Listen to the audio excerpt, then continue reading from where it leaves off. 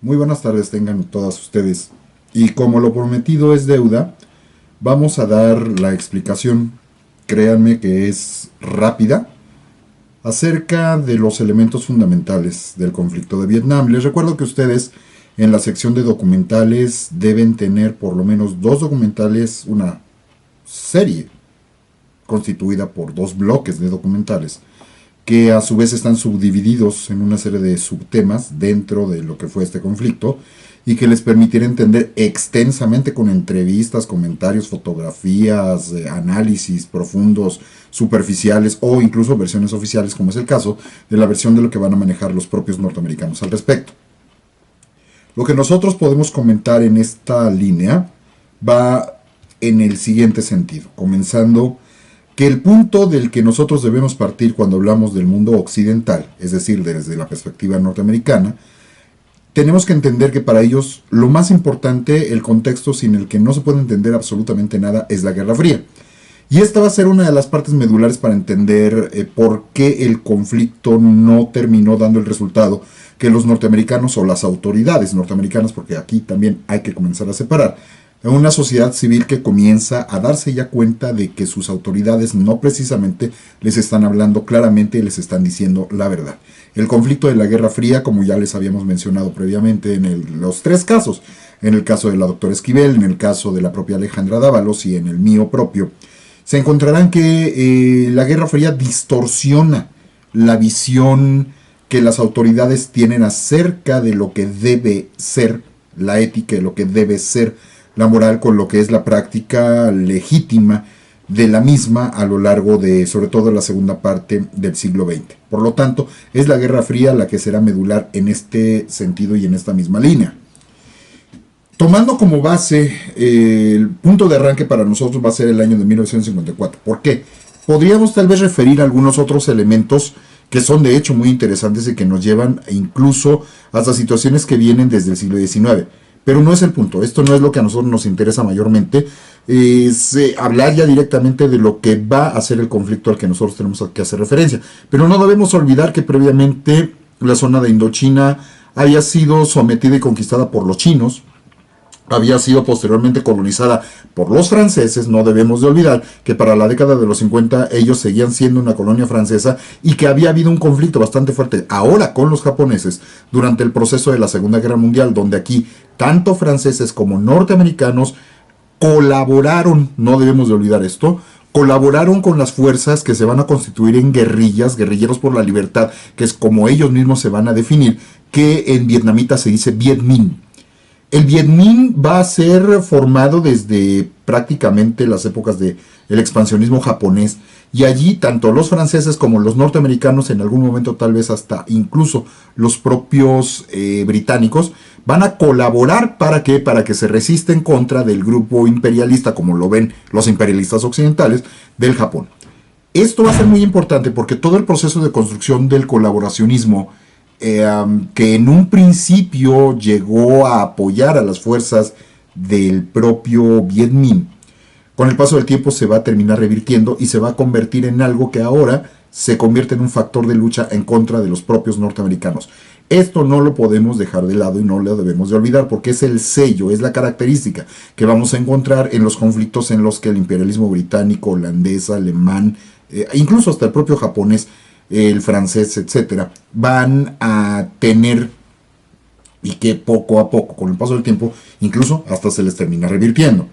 El año de 1954 para nosotros es muy importante por una simple y sencilla razón. El 7 de mayo de este año, las tropas francesas, contrario a lo que se pensaba, lo que se creía que pudiera ocurrir, las tropas francesas fueron derrotadas por el Viet Minh en lo que se conoció como la batalla de Dien Bien Phu. Es importante también hacer notar que las fuerzas francesas, en el caso, el general que encabezaba a los franceses, él estaba completamente confiado y estaba completamente seguro que las fuerzas guerrilleras no iban a poder hacerles nada y que iba a ser una victoria aplastante de los franceses. Dien Bien Phu se terminó convirtiendo, digamos, lo dicen en distintas películas, en documentales, vendría siendo como la especie de batalla de Yorktown para la independencia norteamericana, donde ya la balanza se inclinó a favor de los insurgentes. o vendría siendo como el Waterloo en el caso de los grupos de la alianza en contra de Napoleón, y esto viene siendo entonces como el Waterloo, pero de los franceses. Dien Bien Phu, por eso se va a convertir en algo muy importante y muy famoso. A consecuencia de ello, se va a sentar la base para el surgimiento de la República Democrática de Vietnam. Nominalmente allí tendrían que haber terminado las cosas, pero entendiendo cómo está la situación en la Guerra Fría y cómo los franceses forman parte de la Organización del Tratado del Atlántico Norte en este contexto de 1954, hay que entender que no va a ser tan sencillo dejarle la independencia a los vietnamitas. Y aquí también hay que dejar muy claro lo que va a representar la figura del padre de su patria, del héroe máximo de la independencia, de su líder y guía Ho Chi Minh, que es a quien vemos aquí en esta imagen fotográfica. Los diálogos no fueron sencillos, fueron complejos, pero a final de cuentas para el 8 de mayo se llevó a cabo en Suiza la famosa conferencia de Ginebra. Y esto permitió que Francia reconociera el control del Viet Minh, de las fuerzas rebeldes, del paralelo 17, que es el que básicamente atraviesa la parte media del territorio de la península de Vietnam, del paralelo 17 hasta la frontera con China. Esto va a ser muy importante porque no van a reconocer hacia la parte, el otro segmento, por el hecho de que consideran que se están infiltrando grupos de comunistas. Y esto es lo que no permite dejarles en una independencia total y absoluta. El Viet Minh sería el que controla en aquella zona, pero la parte del paralelo 17 hacia abajo, hacia el sur, no lo van a querer abandonar, y menos por las sugerencias de lo que los norteamericanos les están diciendo. ¿Por qué? Porque hay influencia comunista, y mientras no se acabe con este comunismo, pues nosotros debemos de dejar una base mínima de tropas de control hacia esta zona. Hay que entender que para aquellas alturas del partido, el ejército del Viet Minh, que su primera organización por allá, por los inicios de la Segunda Guerra, habían iniciado con poco menos de 40 personas. El Viet Minh, para el año de 1954, ya contaba con un ejército de más de 330,000. Digo ejército para que nos demos una idea de lo que va a ser la Fuerza Armada, pero estrictamente hablando viene siendo más bien una serie de grupos paramilitares que no están perfectamente uniformados, que no tienen todas las mismas armas, que no tienen el mismo entrenamiento, pero que sí están lo suficientemente organizados como para meter en problemas a todos aquellos que se quieran enfrentar con ellos. Para darnos una idea de lo que esto representó, podemos ver un segmento, la parte final de la película Indochina, que nos da una idea de lo difícil que fue todo este proceso en el que los hombres del Viet Minh, cuando todavía eran una colonia francesa, todo el proceso por el que tuvieron que pasar para alcanzar su propia independencia. El cierre se da en el imaginario que vemos de la película el 20 de julio de 1954, un día antes de que cierre por completo todo el proceso. Esto tendría como escenario la zona de Suiza.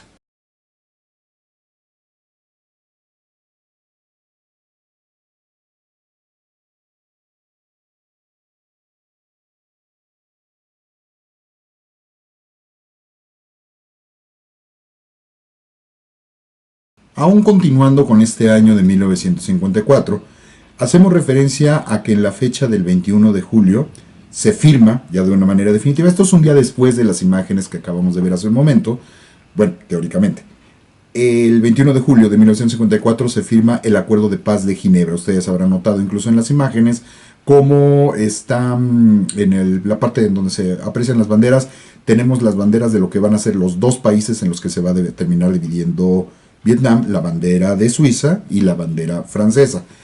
Lo interesante es que no solo se va a dar la formación del territorio de Vietnam, al que se va a terminar partiendo en dos por las razones ya referidas, sino que se va a terminar dividiendo, aparte de Vietnam, en otros dos segmentos. Indochina se va a dividir en sí en tres, lo que van a ser Laos, Camboya y el propio Vietnam como nosotros lo identificamos.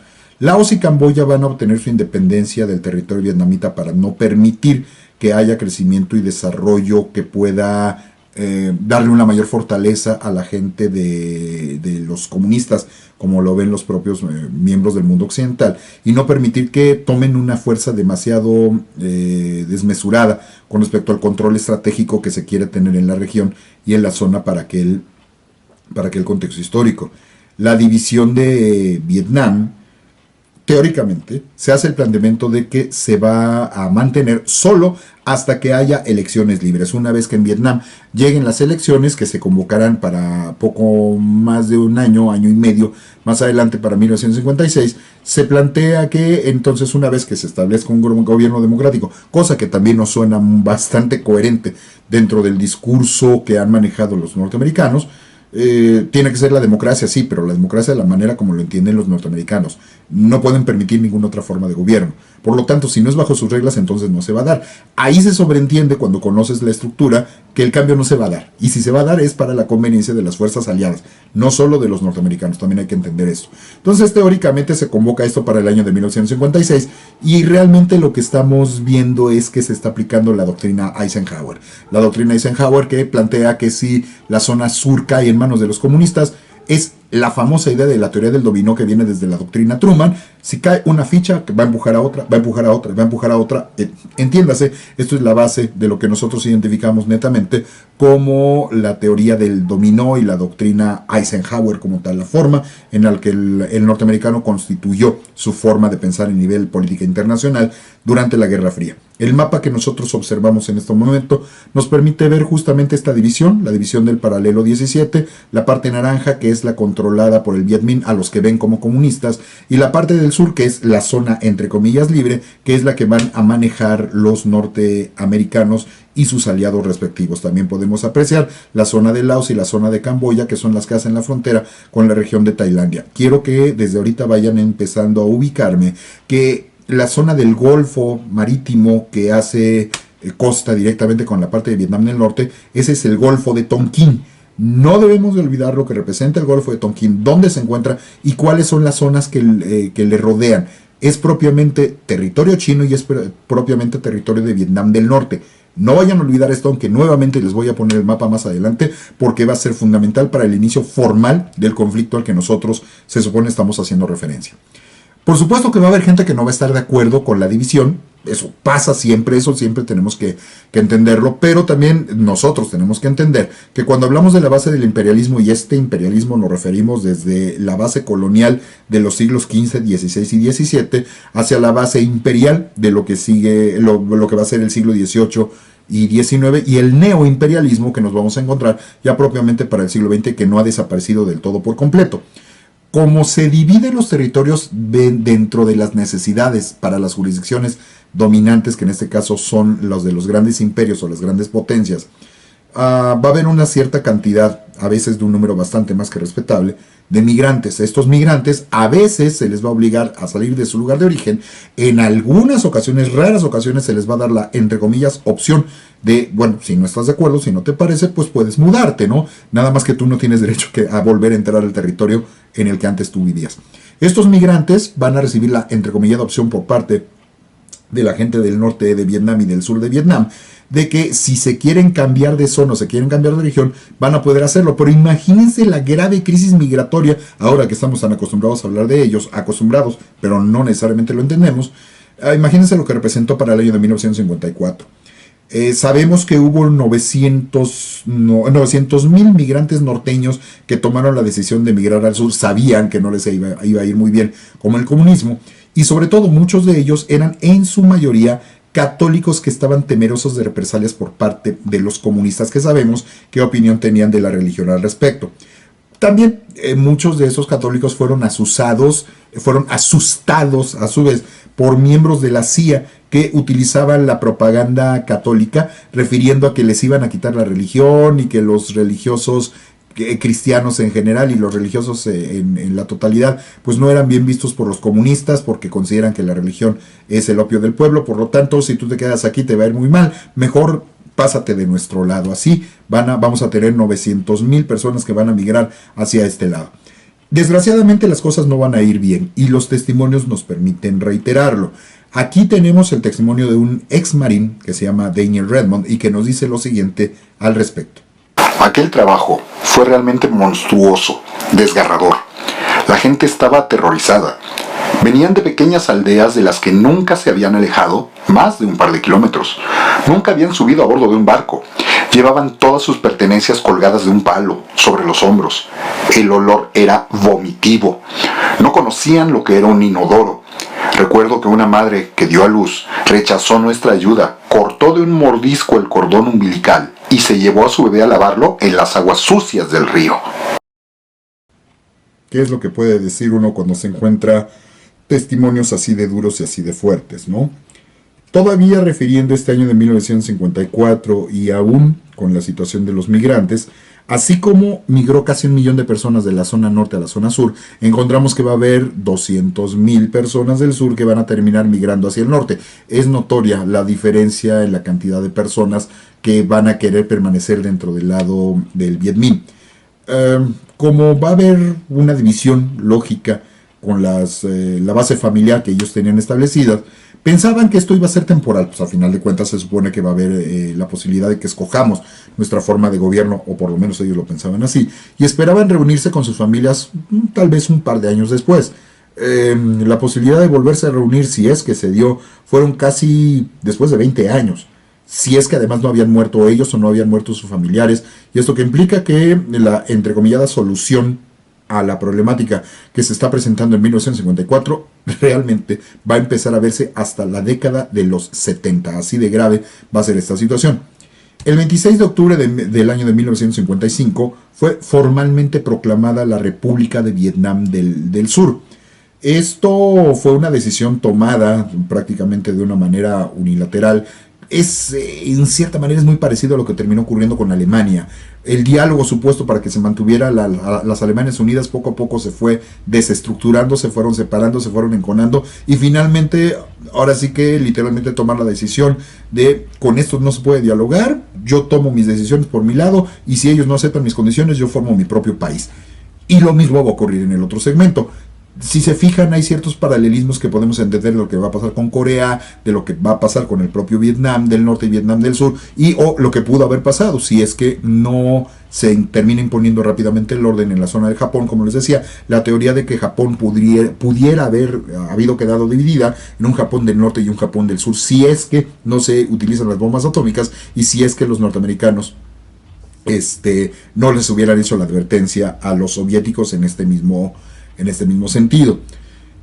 El problema es que cuando se forma la República de Vietnam del Sur, a final de cuentas, como es la base democrática desde la perspectiva norteamericana, se terminó imponiendo un presidente que les era favorable a los norteamericanos.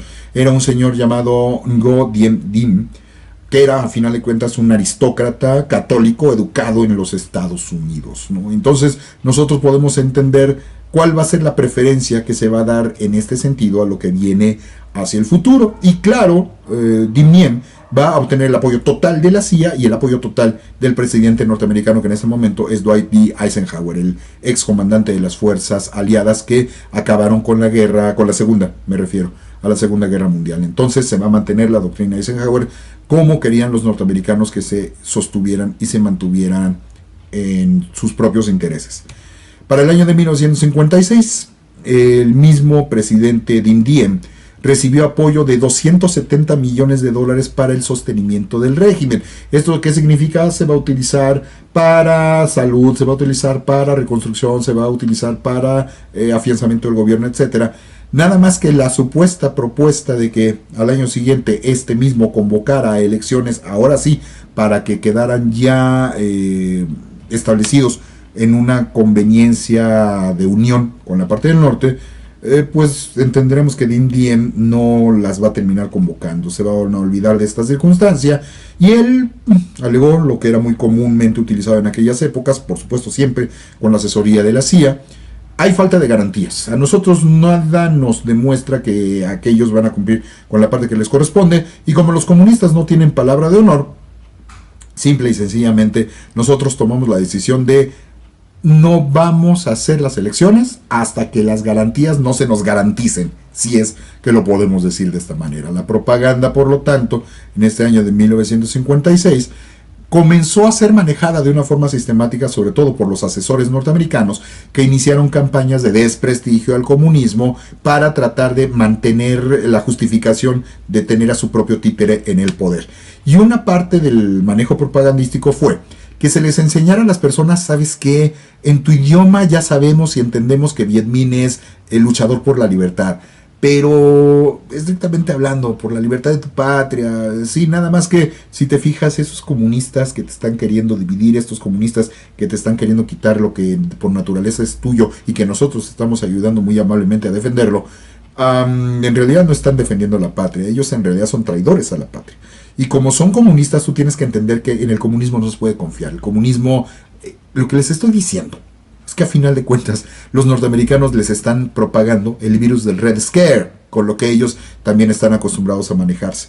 Y desgraciadamente con la ignorancia tan extendida que van a tener en la población, que va a ser fácilmente manipulable en aquel sentido, también entiendan, los medios de comunicación son bien diferentes. Estamos en la década de los 50, para los norteamericanos y para el occidente en general, tener una televisión es una herramienta de alta tecnología, la última versión de diríamos el internet de las cosas, para que nosotros pudiéramos entenderlo en términos un poquito parecidos, algo que nosotros también estamos en el proceso de entendimiento, el internet de las cosas.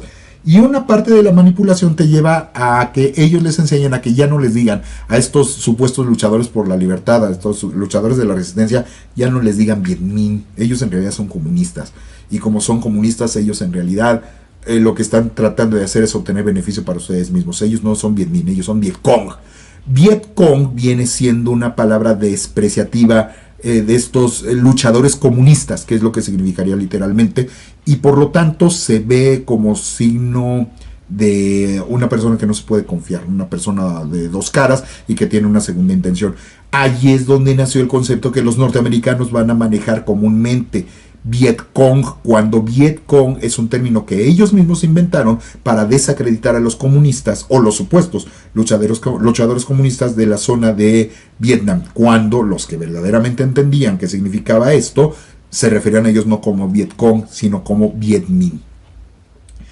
Todavía en este año de 1956 y dentro de la construcción del manejo propagandístico, tenemos que entender que Ho Chi Minh, el líder de del Viet Minh, va a comenzar a luchar en contra, claro, de la propaganda occidental. Y él va a hacer exactamente la labor opuesta, va a hacer exactamente la labor contraria. Él le va a tratar de remarcar e insistir a su gente, señores, nosotros no somos Viet Minh. Perdón, nosotros no somos Viet Cong, nosotros somos Viet Minh y nosotros estamos luchando por la libertad de ustedes.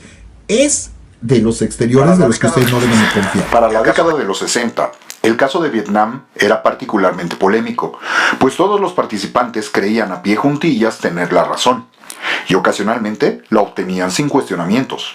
Pero de que había una razón moral más cercana a los asiáticos, lo podemos hallar en testimonios como el siguiente, de Tran Thi Gung, y que fue la única mujer de su unidad de defensa, unida a la guerrilla en 1963, cuando ella tenía solo 17 años, luego de que los vietnamitas del sur asesinaron a su padre y de que soldados y policías los trataban con brutalidad. Ella nos dice lo siguiente, cito: "Pero nunca me he sentido culpable por la gente que maté. Estábamos en guerra. ¿No me dispararías si me vieras apuntándote con un arma? Creo que estaba justificado. Pero si yo fuera a Estados Unidos a matar gente allí, sí me sentiría muy culpable. Como fueron los estadounidenses los que vinieron a mi país, no me siento culpable". Fin de cita. La relación de lo político con lo militar funcionó a la inversa de lo que esperaban los políticos. Leamos lo que nos dice Jonathan Shell, periodista en aquellas épocas. Cito: "A medida que ganábamos en el campo de batalla y lo hacíamos a diario en cada enfrentamiento, íbamos perdiendo la guerra política. Cuanto más ganábamos, más perdíamos. Esta era la paradoja de Vietnam. En Vietnam comprendí cómo la mente humana es capaz de construir un modelo de experiencia que deja de lado la realidad más obvia y dolorosa". Fin de cita. La escalada de militares norteamericanos que llegaron a asesorar a los vietnamitas del sur fue notoria al iniciar la década. No debemos olvidar que oficialmente no había conflicto ni guerra de Estados Unidos con los vietnamitas en los primeros años de los 60. Christian G. Appy nos precisa lo cuidadosos que debemos ser con los números. Cito: "Aunque eran calificados como asesores, entre ellos había pilotos de combate, compañías de helicópteros, equipos de fuerzas especiales y oficiales y reclutas del ejército regular. El gobierno negó que ninguno de ellos participara directamente en los combates, aunque en muchos casos fuera así". Fin de cita. Lo que sí comenzó a hacerse común fue que tanto los vietnamitas del sur como los norteamericanos acuñaron un término para referirse despectivamente a los vietnamitas comunistas, y este era Vietcong. Los vietnamitas del norte se consideraban a sí mismos luchadores por la libertad, basados en el ideal comunista, y ellos se llamaban a sí mismos Viet Minh. Nuevos elementos que debemos de tomar en consideración en este sentido. Observemos atentamente esta gráfica. Notaremos que nos hace referencia a partir del año de 1960 hasta el año de 1963. Sabemos que para el año de 1960 había oficialmente 800, entre comillas, asesores militares, entiéndase marines, pero que no recibían ese nombre oficialmente, 800 asesores militares para el apoyo de los vietnamitas del sur. Este número se incrementó para el 61, subió a 3,000. Para el 62 subió a 11,000. Para el 63 ya había subido a 16,000. Esto nos da una idea de cómo los norteamericanos trataban de establecer cada vez más por la fuerza el control absoluto sobre la zona y la región a la que nosotros estamos haciendo referencia. Escuchemos ahora el testimonio de Malcolm Brown, un fotógrafo en Bien Ho, en Vietnam del Sur, con respecto a lo que él comenzó a ver cuando ingenuamente pensaba que estaban colaborando para mantener la libertad en el territorio de Vietnam del Sur. Y vi cómo despegaban 2 T-28 con los depósitos llenos de bombas. Cuando regresaron, venían vacíos y del cañón de sus armas salía un rastro de humo. La mayoría de las veces los vietnamitas del sur iban sentados detrás y el verdadero piloto era rubio y de ojos azules, obviamente extranjero. Me amenazaron con la expulsión por informar sobre ello. El discurso oficial de Estados Unidos era que su actuación en Vietnam se limitaba a asesorar a nuestros aliados vietnamitas. El proceso de escalada va a acontecer durante los siguientes 6 años, 1956, 57, 58, 59, 60, 61, 62, en donde aparentemente no está pasando, entre comillas, no está pasando nada. Por supuesto que los analistas norteamericanos están muy al pendiente de lo que está ocurriendo, y más bien el público es el que no se entera, y nosotros menos. Si no se enteraban ellos en aquel contexto, nosotros menos, y teniendo con todos los medios de comunicación que tenemos en época contemporánea. Aquí lo que vamos a encontrar, ya hay un nuevo presidente en los Estados Unidos, y que se va a tomar una nueva postura al respecto de lo que va a terminar haciéndose. Se va a establecer el primer mando militar de Estados Unidos en Vietnam del Sur a partir de este año de 1962 para contrapesar la cada vez más fuerte y cada vez más notoria influencia comunista dentro de los territorios, sobre todo del norte. El problema es que para poder defender tácticamente el territorio, pues ahora sí que los que le estorban a los militares, asesores, porque saben, recordemos que oficialmente no se encontraban allí todavía, tuvieron que movilizar a la población a regiones estratégicas para que, entre comillas, no los afectaran y que ellos los pudieran proteger. Más bien lo que están protegiendo son sus propios intereses. Lo que van a terminar haciendo es que más de 8 millones de campesinos van a ser obligados a establecerse en 7,000 aldeas estratégicas, que cuando nosotros revisamos los nombres, no es extraño que veamos que los norteamericanos con muchos trabajos se refieren a ellos con nombres vietnamitas, pero después te terminas enterando que en realidad los pobladores a esas poblaciones las llaman de una manera distinta. ¿Por qué? Porque terminaron fabricando aldeas artificiales, reuniendo aldeas que estaban en sí separadas, y por eso a veces la conjunción de los nombres, de por sí difíciles de pronunciar para nosotros, se hace mucho más complejo y mucho más elaborado. Hay que tomar muy en consideración lo que esto va a significar. Otra vez los van a terminar moviendo de su espacio territorial, que además en un mapa les sugiero se den una vueltecita y hagan la comparación de los tamaños, siempre tomando como base a México, porque es la referencia más importante que nosotros tenemos, y para que vean el tamaño que tiene México con respecto a otras poblaciones y otros territorios, que nos va a sorprender cómo en espacios territorialmente tan pequeños pudo haberse llevado a cabo conflictos tan graves como aquellos a los que estamos haciendo alusión. Los 11,000 asesores norteamericanos que van a llegar a acomodar las cosas terminaron dejando a Ngo Dinh Diem en una mala situación política, porque ahora evidentemente se están metiendo cada vez más los norteamericanos, y sobre todo va a haber grupos locales, religiosos locales, entiéndase budistas, que se van a dar cuenta de que ellos son los que están pagando los platos rotos, porque a los que les están dando preferencia son sobre todo los grupos religiosos católicos cristianos. No debemos olvidar que Dinh Diem es católico cristiano y evidentemente les daban preferencia mayoritaria a los cristianos en esta situación de reacomodo y reajuste. Esto es lo que nos abre el paso a la siguiente etapa del conflicto, cuando comienza la primera gran escalada del mismo, cuando Estados Unidos oficialmente todavía no está en guerra con este territorio, que nos quede muy claro. Si estamos ahora hablando del año de 1963, la situación se va a empezar realmente a poner muy difícil y muy fea en Vietnam. Resulta que para el 11 de junio de este año nos vamos a encontrar una situación que llamó mucho la atención a nivel internacional, que ocurrió en la parte externa de una pagoda en Saigón, la que se llama Tien Mu. Ahí resulta que por razones que en su momento fueron poco entendidas y menos analizadas en su contexto, un monje que para la historia sabemos que se llama Thich Quang Duc se inmoló en protesta por algo que estaba ocurriendo en su zona y en su territorio.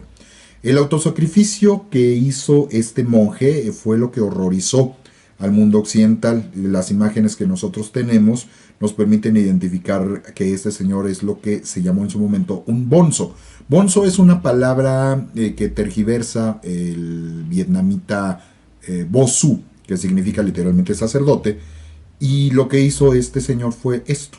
Se llegó, se sentó en el piso, llegó con un tanque con un recipiente que contenía gasolina, contenía queroseno. Se lo vació encima, asumió la posición de introspección, de flor de loto de los monjes budistas, y se prendió fuego a sí mismo. Este bonzo, que es como se le conoció a los que protestaban dentro de la cultura oriental, inmolándose a través del fuego y manteniendo la postura de calma y de silencio absoluto, fue una cachetada con guante de hierro a la conciencia del mundo occidental, que empezamos como cultura occidental a voltear a poner atención de qué rayos es lo que está pasando en aquella zona. Hay algo que no entendemos, pero que nos están reclamando, al mundo occidental están reclamando la participación en este sentido. Al que le están reclamando es al presidente de Vietnam del Sur, que está desplazando a los budistas en esta línea y está dejando muy claro que hay un intervencionismo del mundo occidental que los budistas no quieren ni están aceptando, solo en el caso de los budistas, porque evidentemente algo más fuerte está comenzando a pasar en este sentido. Todavía haciendo referencia a Vietnam del Sur, en este caso ahora el 1 de noviembre de 1963, resulta que hubo un atentado en donde Ngo Dinh Diem fue asesinado por el Viet Minh, y esto hizo que la situación, que de por sí ya era complicada y difícil en el diálogo con los locales, pues se comenzara a hacer cada vez más difícil. La situación se terminó agravando. Y esto tenemos que agregar la línea de lo que políticamente el gobierno de los Estados Unidos estaba comenzando a discutir. En aquel entonces no debemos olvidar que el presidente norteamericano es John F. Kennedy, y él había comenzado por parte de su staff que no es el tradicional grupo de halcones que manejaba el sistema en épocas anteriores, habían comenzado a reevaluar su participación en la zona de Vietnam y estaban incluso considerando la posibilidad de en cierto tiempo abandonar la zona y abandonar el territorio. La decisión al parecer estaba tomada, incluso había llegado a prometer el propio Kennedy que en un lapso de unos cuantos meses, culminando para el mes de diciembre de 1963, se iban a terminar sacando a los asesores militares de la zona y la región. Desgraciadamente lo que terminó ocurriendo, dos circunstancias que terminaron ocurriendo, hicieron que las cosas cambiaran, pero de una manera sumamente grave. Uno de ellos, el asesinato del presidente de Vietnam del Sur, apoyado por los norteamericanos, y el otro, el asesinato del presidente John F. Kennedy. Esto nos lo va a testimoniar el que entonces era el secretario de Defensa de los Estados Unidos, Robert McNamara, y que nos va a permitir darnos cuenta de cómo una circunstancia que nominalmente estaba en camino de empezar a encontrar algún tipo de solución, no solo no la encontró, sino que terminó entrando a un callejón que se hizo cada vez más estrecho y que se hizo cada vez más oscuro.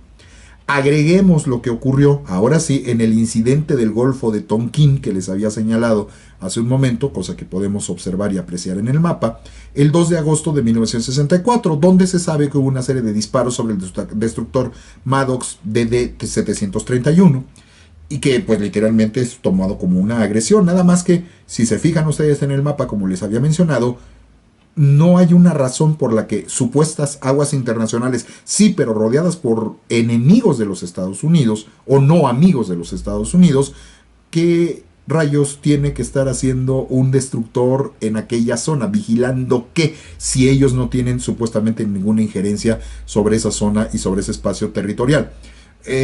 Según el testimonio de Robert McNamara, se pudo comprobar que efectivamente sí dispararon sobre el destructor Maddox, porque se encontraron, y es lo que demostraron, restos de las balas disparadas sobre la cubierta de este destructor. Esto ocurrió el 2 de agosto del mismo año de 1964. 2 días después, para el día 4 de agosto, resulta que ahora el primer incidente tiene como un segundo episodio, que este es el que para muchos queda como el único episodio formal que se ocurrió. El dichoso incidente del Golfo de Tonkin fue que los ahora dos buques, el Maddox y el Turner Joy, fueron supuestamente atacados por 3 torpederos del Viet Minh, que en el total del ataque les habrían lanzado supuestamente 9 torpedos que, por distintas razones supuestas, no hicieron blanco y no lograron afectar a ninguna de las embarcaciones norteamericanas. Nada más que desde aquel momento hubo una serie de detallitos que no acababan de dejar muy claro si había sido el acontecimiento exactamente como se supone que se los estaban describiendo.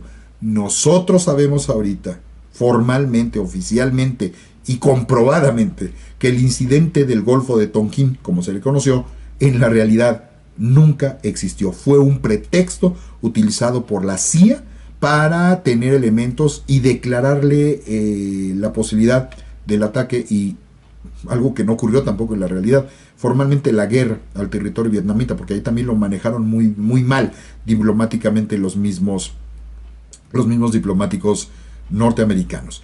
Johnson, una vez que ocurrió esto, una vez que ya tiene, entre comillas, los pelos de la burra en la mano, Johnson solicitó permiso al Congreso para utilizar la fuerza y reprimir a aquellos que atacaron a las fuerzas norteamericanas. Les recuerdo que Johnson llegó por sustitución del presidente Kennedy y él está tratando de legitimar su gobierno en ese sentido. Lo que Johnson no esperaba es encontrarse una resistencia de un territorio que pues es desorganizado, que es pequeño, que es una colonia, ex colonia francesa, y que en cualquier momento nosotros les vamos a poder dar el zape y poderlos meter al orden. No resultó exactamente como ellos lo esperaban, y el resultado, dentro de lo que el propio Robert McNamara nos comenta y nos dice que ocurrió, el resultado es algo como esto.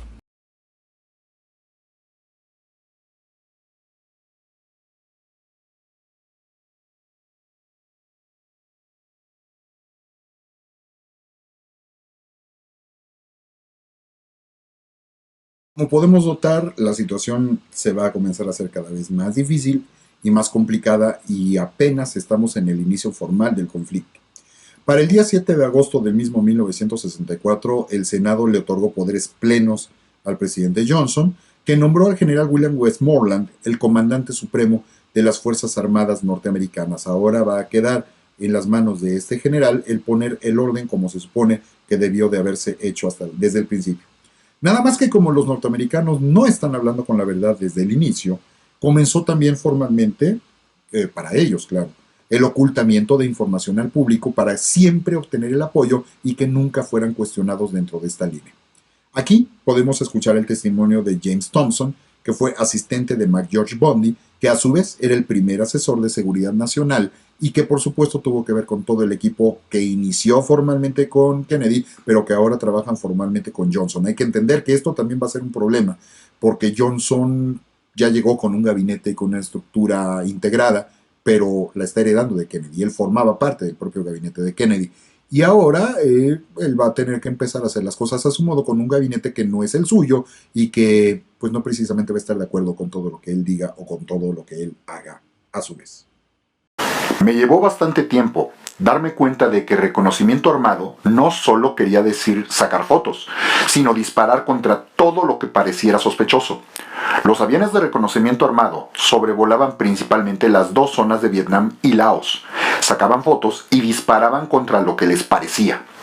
Muchos meses después, me di cuenta de que estaba autorizando matanzas sin saberlo y quedé perplejo. Como respuesta a algo que no había ocurrido o no estaba probado, íbamos a emprender una agresión armada. Era una forma loca y deshonesta de hacer política. Pero Johnson solo consideraba posible una opción, el término medio razonable. Me pareció un fraude, Y cuando más lo leo, más convencido estoy de que el problema fue el presidente. Yo creía que eran sus asesores, pero en realidad lo que más influía sobre él era el temor irreprimible a convertirse en el presidente que había perdido una guerra. Y era imposible convencerlo, además de estar rodeado de gente incapaz de hacerle frente.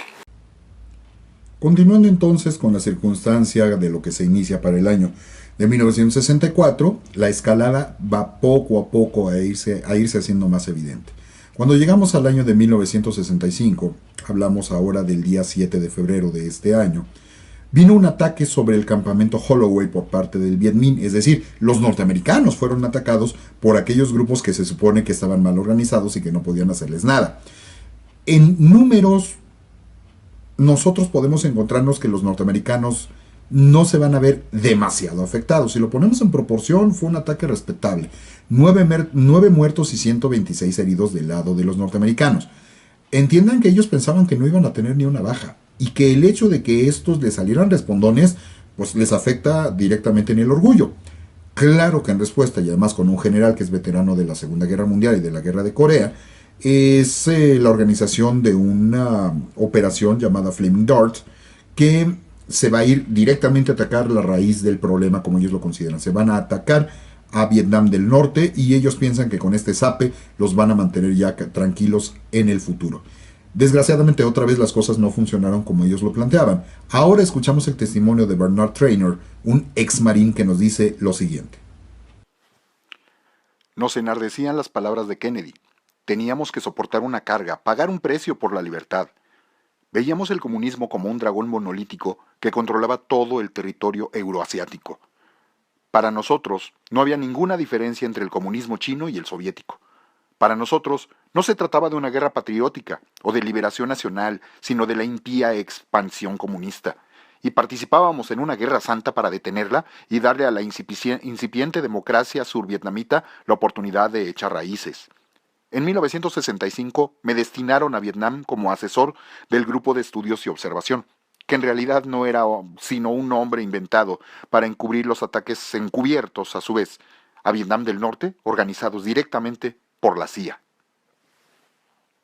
Entendemos entonces cómo la CIA está metida, pero hasta el cuello, dentro de esta estructura organizacional. Por cierto, aprovecho en este sentido a hacerles una recomendación bibliográfica, porque ahorita tengo aquí a la mano el texto. Es un libro, ya un clásico, de Philip Agee, que se llama La compañía por dentro, Diario de la CIA. Aquí lo tienen para que le puedan dar una observada y una revisada. Es bastante gruesecito, nos permite ver cómo se construyeron las operaciones a lo largo del funcionamiento de la CIA. Y este libro ya es viejito, no es precisamente última noticia. Este libro llega literalmente hasta el final de la guerra de Vietnam, pero yo creo que les puede servir de mucho por si se quieren dar una mayor información desde adentro. Philip Agee fue una persona que trabajó al interior de la CIA y que nos puede decir mucho acerca de lo que representó su trabajo, más lo que ha ido saliendo. Recuerden que las fuentes que en este sentido nos permiten entender mucho más van a ser primero los Pentagon Papers, que van a surgir a partir del año de 1972 y que comienzan a hablarte de lo que está ocurriendo desde el año de 1947 literalmente, y lo que se va a dejar venir hacia el futuro, que a su vez va a ser antecedente fundamental de lo que va a acontecer con el Wikileaks y que a su vez va a ser el antecedente de lo que nosotros identificamos ahora como los Panama Papers, ¿no? Los secretos siempre han existido. Esto no tiene por qué llamarnos de más la atención y tenemos que hacer un escándalo mayor al respecto. El escándalo es enterarnos de los detalles de cómo ocurrió esto y van a seguir aconteciendo porque todavía se tienen que desclasificar archivos de lo que fue el asesinato de Kennedy, imagínense ustedes, archivos de lo que fue la intervención de los Estados Unidos en la mayor parte de los territorios intervenidos con las dictaduras, no se diga en el caso de Pinochet, y por supuesto lo que va a salir de información del año 2001, nada más que ahí nos tenemos que esperar por lo menos unos 50 añitos más. Volviendo a nuestro caso, para el año de 1965 nos vamos a encontrar que Robert McNamara, que es el secretario de Defensa, que es un civil, no debemos de olvidar esto, no es un militar. Él tenía que cumplir con una función con la que no necesariamente estaba de acuerdo. Y sabemos que McNamara llegó a reconocer en privado que desde su perspectiva, lo que él sabía, él me parece que tuvo 9 viajes que hizo a Vietnam. reconoció en privado que era imposible ganar la guerra, nada más que él tenía que dar una visión diferente cuando se tenía que enfrentar a los medios. Y luego, para acabarla de rematar, ustedes saben cómo funcionan las cosas en los Estados Unidos. Aparecen estos personajes que siempre han existido, pero que aparecen en estos momentos fundamentales para picar el orgullo del gobierno norteamericano, sobre todo apelando a lo que es la defensa de la patria. Y aquí encontramos estos prohombres magníficos, estos hombres con el pecho echado hacia adelante, que no le tienen miedo a nada. No le tienen miedo a nada, en este caso, en la cinematografía. Es el caso de John Wayne, una persona muy doble cara, un alcohólico, un machista, un golpeador de mujeres, un abusador, un bully, en todo este sentido, y reflejado en las películas como algo, entre comillas, positivo, pero que era manifiestamente anticomunista. Por supuesto, sabemos que él, siendo un símbolo del Hollywood de aquellas épocas, pues también va a dar su opinión al respecto. Resulta que en este año de 1965, en el caso, como les decía, de John Wayne, actor de base republicana, él presumía que debía utilizarse toda la fuerza militar. ¿Para qué nos estamos haciendo tontos? Y allí tenemos nuevamente el testimonio de Bernard Trainor, que nos dice lo siguiente con base en una reunión en donde coincidió con John Wayne. ¿Qué pasó al respecto? John Wayne alababa el trabajo de los marines diciéndoles que todo el país estaba agradecido y que de no ser por un puñado de maricas liberales, todo iría como una seda. En aquel momento me miró y dijo: aquí tenemos a otro de esos maricas infiltrado en este cubil de héroes. Me cabreó y dije algo así como: ok, ¿cómo es posible que tengamos que seguir luchando si los del otro bando son tan desdeñables como usted dice? Continuando con el año de 1965, pero ahora haciendo referencia a Vietnam del Norte. Resulta que una de las cosas que distinguía la forma en la que ellos se organizaban para su autodefensa son los complejos de túneles que habían construido en su territorio.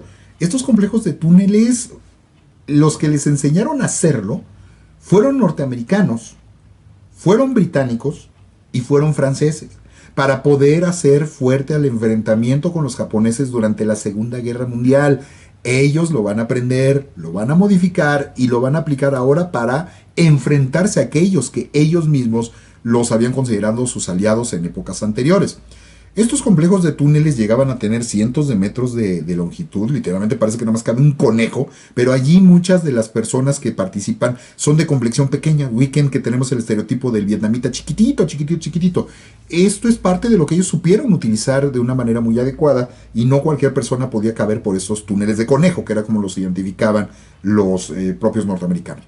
Nada más que imagínense, tienen centenares de metros de longitud, llegan a tener hasta 3 niveles, digamos como especies de 3 pisos. No piensen que entran en una habitación enorme, son sumamente apretados, sumamente pequeños, pero es dificilísimo poderlos sacar si es que se llegan a meter en estas zonas. Y allí, adecuado a sus necesidades en espacios minúsculos, en donde nosotros a lo mejor no podríamos entrar, van a llegar a tener sus cocinas, van a tener sus zonas de descanso dentro de las batallas, van a tener sus equivalentes a hospitales, imagínense todos apretados, pero allí tienen a sus enfermos, y también los almacenes donde meten la comida, meten la ropa, o meten los vendajes, o meten, no les puedo decir medicinas, porque ellos no tienen acceso a ellas mismas, pero sí cosas que de hierbas que les puedan servir para la curación, o ropa para mantener caliente o seca a la gente conforme se dan las circunstancias. Esto fue bien difícil de manejar para los norteamericanos. Todavía dentro de este año de 1965, ahora haciendo referencia al día 26 de febrero, Lyndon Johnson, molesto porque no se ven resultados claros y evidentes, ordenó que se reiniciaran los bombardeos sobre la zona de Vietnam. En Vietnam del Norte tenemos para el 2 de marzo de este mismo año que van a recibir, por las órdenes dadas por el presidente Johnson, la operación Rolling Thunder. Por supuesto, Westmoreland está feliz porque tiene toda la base presupuestal para diseñar todos los planes militares que se les pegue la gana. Y se agregan 2 batallones nuevos norteamericanos. Se está ordenando el bombardeo, pero todavía las fuerzas no están siendo suficientes. Reciben 2 batallones nuevos, inician los bombardeos continuos. Y después de que comienza a desarrollarse ya la operación Rolling Thunder, se dan cuenta de que, bueno, ya para qué le estamos tapando el ojo al macho. Necesitamos más hombres, necesitamos más fuerza tosca, bruta y directa de intervención. Por lo tanto, Johnson confirma la orden de enviar marines a Vietnam ya en una escalada militar como nunca antes en la historia se había dado, no por lo menos desde la Segunda Guerra Mundial o parte de la Guerra de Corea. Aquí podemos escuchar el testimonio de Truong Mi Hoa, una voluntaria del Viet Minh que nos describe lo que fue el enfrentamiento con las fuerzas norteamericanas y lo que ella llegó a padecer cuando caía en manos de los aliados de los norteamericanos. En las jaulas de tigre no nos permitían ducharnos en todo el año y solo teníamos una muda de ropa. Éramos 5 mujeres juntas en una sola jaula, comiendo, orinando y defecando en aquel lugar diminuto. Cuando teníamos el periodo, teníamos que rasgarnos las bragas y las mangas para usarlas como compresas. Hacia fin de año ya no teníamos casi nada con que cubrirnos y hubo momentos en los que estuvimos completamente desnudas. Lamento mencionar esto, pero quiero enfatizar que las vietnamitas somos muy pudorosas en cuanto a mostrar nuestro cuerpo. Así de difícil entonces nos encontramos que es la situación para hombres y mujeres por igual. No piensen que nada más se trataba a los hombres de una mala forma o de una mala manera. Para el 19 de abril de este mismo 1965, pero ahora en territorio norteamericano, ubiquen que los medios de comunicación cada vez son más rápidos, son más eficientes, la radio está en su máximo como medio de comunicación primario, pero recuerden que la televisión ya tiene 10 años de haber surgido, está cumpliendo su 15º aniversario como televisión ya comercial y cada vez hay más gente que está obteniendo más estos aparatos. La mayor parte de las personas que tenían televisión, mientras no fueran ricas, veían las imágenes en blanco y negro, pero ya se enteraban cada vez de más cosas. Además que no debemos olvidar que a partir de los años del 62, 63, 64, 65, también comienzan a haber más satélites de comunicaciones, pasando por el Intelsat, pasando por el Telstar, Telstar 1 y Telstar 2, que te permiten ya tener conexión con el mundo como nunca antes, en la parte radial y en la parte visual. Esto permite que la información le llegue a la gente de una manera mucho más rápida y extendida que antes. Como se están enterando cada vez más rápidamente de lo que está ocurriendo, las partes más conscientes, no estamos hablando del pueblo bajo, que quede muy claro, sobre todo esto va a pasar entre las clases medias y sobre todo con los estudiantes, que ubiquen que muchos de esos estudiantes que están llegando a la preparatoria o que están entrando a la universidad en este contexto son los famosos baby boomers que están viendo el mundo desde una perspectiva distinta y diferente. Se van a comenzar a dar cada vez más manifestaciones estudiantiles de protesta contra el gobierno por lo que consideran ataques indiscriminados a Vietnam del Norte. Y en distintos lugares, en distintos momentos, se van a llegar a sumar manifestaciones de cada vez más gente. En Estados Unidos, para el 19 de abril del 65, va a haber una de estas primeras manifestaciones masivas con más de 25,000 personas reunidas. Por supuesto que el gobierno no va a querer aceptar que esto es una realidad. También dentro de este mismo año, pero ahora refiriendo a Vietnam del Norte, el 23 de abril, encontramos que hubo una fuerte bombardeada sobre bases militares del Viet Minh que se vieron duramente agredidos, duramente atacados, pero que no se veía para cuando fueran a doblar las manos. El 10 de junio de 1965 hubo una discusión bastante fuerte en territorio norteamericano.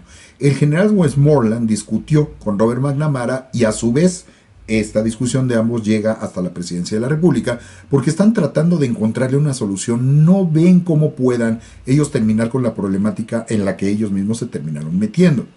Y el cuestionamiento mayor es, ¿cuántos hombres más? Por supuesto, Westmoreland pedía que le mandaran 1 millón de personas para luchar, ¿no? El presupuesto no da para tanto, se dan cuenta de que mediáticamente ya se están metiendo en un problema bastante severo. Y esta pregunta de cuántos hombres más además chocó con una visión que se está comenzando a ser pesimista por parte del propio presidente de los Estados Unidos, Johnson, también diciéndolo en privado. Bajo esas circunstancias yo no veo que estemos ganando, yo veo que la guerra la estamos perdiendo y necesitamos tener un golpe de autoridad que nos permita mostrarle al pueblo que efectivamente vamos a poder ganar esta guerra. Por ello, la escalada que ya les había mencionado que había sido importante, recuerdan estos números que vemos, 1960 fueron 800, 1961 fueron 3,000, 1962 fueron 11,000. ¿Se acuerdan que nos quedamos en 1963 que llegaron a 16,000? Pues ahora, para 1965, la escalada militar nos va a llevar a un arranque de 75,000. Recuerden que ya no son asesores militares, ahora abiertamente ya son marines que están interviniendo en el territorio de Vietnam. El presidente Johnson decide iniciar una escalada mucho más notoria y toma la decisión a regañadientes, pero quiere ganar la guerra, de enviar 125,000 marines más, es decir, está prácticamente duplicando la cantidad de soldados que están interviniendo sobre un territorio que teóricamente ellos ya deberían de haber sometido y ya deberían de haber reconquistado para la cultura occidental. Para el 16 de octubre, también del año de 1965, la escalada militar, pues evidentemente empezaron a reclutar cada vez más gente, ¿no? Las reglas empezaron a bajarse un poquito y empezaron a mandar a gente que todavía consideraba que estaba haciendo un servicio por su patria, pero no todos lo están entendiendo de la misma manera. Hubo una manifestación antibélica en California, en la zona de Berkeley, y allí algunos de los miembros de, por ejemplo, la famosa generación Beat de finales de los 50, que eran ya cuestionadores del modelo y del sistema, gente como Allen Ginsberg, decidió inventar un término para contrapesar la fuerza militar, ¿no? De military forces. Él inventó un concepto que para nosotros ahora ya es como algo dado. Allen Ginsberg, al hacer referencia a cómo podemos enfrentarnos al poder de los militares, al poder de las armas, él va a utilizar el concepto que va a ser novedoso en ese momento, que va a ser el flower power. Y entiendan ustedes en este contexto en el que están los hippies, están las drogas, está el discurso por la paz, están las manifestaciones pacifistas contrapesadas con lo que se está viendo que están haciendo los norteamericanos. Nada más hablando del caso de Vietnam, no estoy hablando de otros lugares donde también han tenido conflictos. El flower power, este concepto, sabemos el impacto y la fuerza que va a tener hacia el futuro. Todo ello seguimos en torno al año de 1965. Para el 1 de noviembre, formalmente finaliza la operación Rolling Thunder. Teóricamente, pues esto era ya para acabar con estos alzados, estos levantados. Nada más que si ustedes le preguntaban a Westmoreland, o le preguntaban a McNamara, o le preguntaban a Johnson, pues ellos iban a decir que estaban ganando y que cada vez estamos más cerca de la victoria. Pero cuando le preguntabas a algunas otras personas, no precisamente esto era una realidad. Escuchemos lo que nos tiene que decir Philip Jones Griffiths, que era un fotógrafo galés, al respecto de esta situación del año de 1965. Pero una noche trajeron a un soldado semi-inconsciente. Sacaron un taladro enorme y empezaron a hacerle un agujero en la cabeza. Luego, un médico metió ahí el dedo y empezó a hurgar. No me sentía mal hasta que dijo: ¡ay, mierda, me equivoqué! Es el otro el que tiene la herida en la cabeza, la de este era en la pierna. Entonces sí que empecé a tambalearme. Tuve que sentarme y poner la cabeza entre las piernas. Cuando salí de aquel pabellón, vi a una periodista estadounidense. Ella me dijo: no puedo entrar allí, es demasiado horrible. ¿Podrías coger mi cámara y hacer algunas fotos para mí? Yo le respondí: no, entra tú. A estas personas las han quemado con el dinero de tus impuestos. Ve a ver lo que les han hecho con tu dinero. Así vemos que las cosas se están poniendo cada vez más feas. Pero los testimonios no paran. Ahora escuchemos de este mismo año el testimonio de un soldado, Dennis Deal. Cuando nos disponíamos a partir, vi que a uno de los norvietnamitas muertos le faltaban las nalgas, y sus entrañas se le escapaban literalmente por un enorme agujero. Era una visión horrorosa, pero había hecho algo que demuestra una resistencia increíble. Mientras yacía allí, vaciándose, había cogido una granada de mano, la había activado y la había anudado a la culata de su fusil, convirtiéndose en una bomba trampa. Me dije: si tenemos que luchar contra esto, va a ser un año muy jodido. Creo que es bastante más que claro lo que representan este tipo de testimonios, a final de cuentas. Siguiendo en este año de 1965, para cerrar este bloque, el mes de noviembre, resulta que hubo un acontecimiento que llamó grandemente la atención. A todos nosotros nos sigue llamando la atención. Se suicidó un señor norteamericano, un cuáquero, es decir, una persona muy conservadora de costumbres en aquella época, Norman Morrison. Este señor quiso ir a protestar a la zona del Pentágono, se termina suicidando en el jardín del mismo. Nada más que lo que llamó la atención fue lo que terminó haciendo. Buscó acercarse lo más posible hasta donde se le permitió, y que fue a unos cuantos metros, de hecho, de la ventana de la oficina del propio secretario Robert McNamara. Allí él era viudo, él llegó con su niña, que era una bebé, carga a la niña en los brazos. El señor lo que hace es que se vacía un bidón de gasolina y amenaza allí ante el público de que se va a quemar él y se va a quemar junto con la niña, con la intención de que pare la guerra de Vietnam. Esto lo llegó a presenciar físicamente, según algunos testimonios, lo llegó a presenciar físicamente el propio McNamara desde la ventana de la oficina, y allí el horror de la gente, de los soldados, de los asistentes que trataron de salir a convencer a esta persona de que no lo hiciera. Finalmente lograron convencerlo de que no matara a la niña. Él se terminó quemando, él se terminó muriendo, pero lograron salvar a la niña. Pero imagínense lo que representó esto de golpe para las relaciones públicas, ¿no? Se quema vivo entonces para protestar en contra de la guerra. Y lo interesante del asunto es que aquí se comenzaron a cuestionar, bueno, ¿por qué somos capaces, algunos de nosotros, de hacer este tipo de cosas? Claro que la noticia también llegó a Asia, también llegó a Vietnam, también llegó incluso a los de la resistencia del Viet Minh. Y ellos cuando se enteraron, vieron como que hay un aliado de aquel lado. En Vietnam del Norte, Norman Morrison se terminó convirtiendo en un héroe para los vietnamitas. Es como el norteamericano consciente, es una persona que sí nos entiende y sí nos comprende. Entenderemos que la situación de las relaciones públicas es cada vez peor, en este caso para Robert McNamara, la presión es cada vez más fuerte para él, y él nuevamente vuelve a decirle a los asistentes en privado, la verdad, tenemos que encontrar alternativas a la solución militar. Militarmente no les vamos a ganar, militarmente no tenemos absolutamente nada que podamos obtener de beneficio. Y algunas cosas que también resultaron bastante paradójicas, como el caso de Sammy Young en Tuskegee, en Alabama.